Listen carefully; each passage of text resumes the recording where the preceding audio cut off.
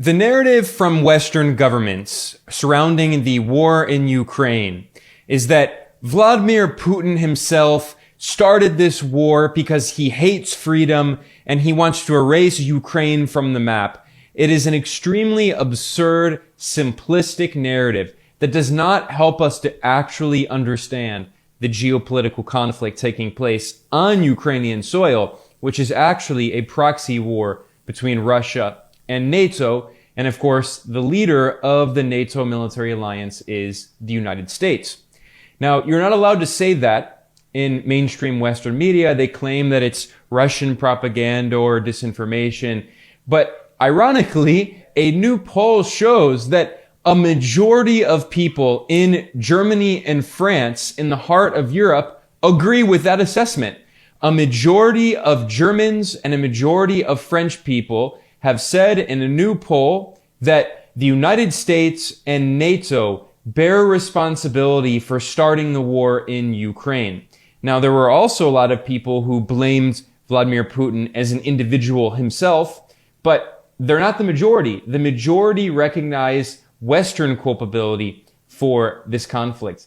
However, the reality is that these people in Germany don't actually have influence on their government's policy toward Ukraine because, as the extremely pro-war hawkish foreign minister Annalena Baerbock said in a conference in 2022, she said, "We have to keep supporting Ukraine, quote, no matter what my German voters think." One of the most prominent anti-Putin activists in Russia is Alexei Navalny.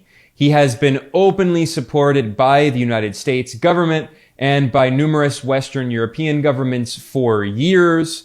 He actually got his start as a far-right nationalist, and he participated in racist rallies alongside skinheads and fascists.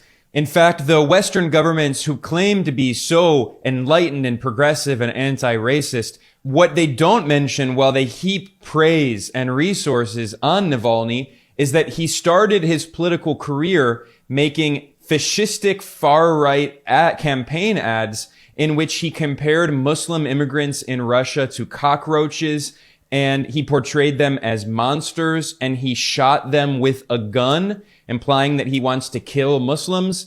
And he also promised that if he came to power in Russia, he would kick out immigrants from the Caucasus, from countries like Georgia, and keep Russia ethnically pure. This is the great Western savior that Western governments, that NATO wants to replace Putin with in Russia.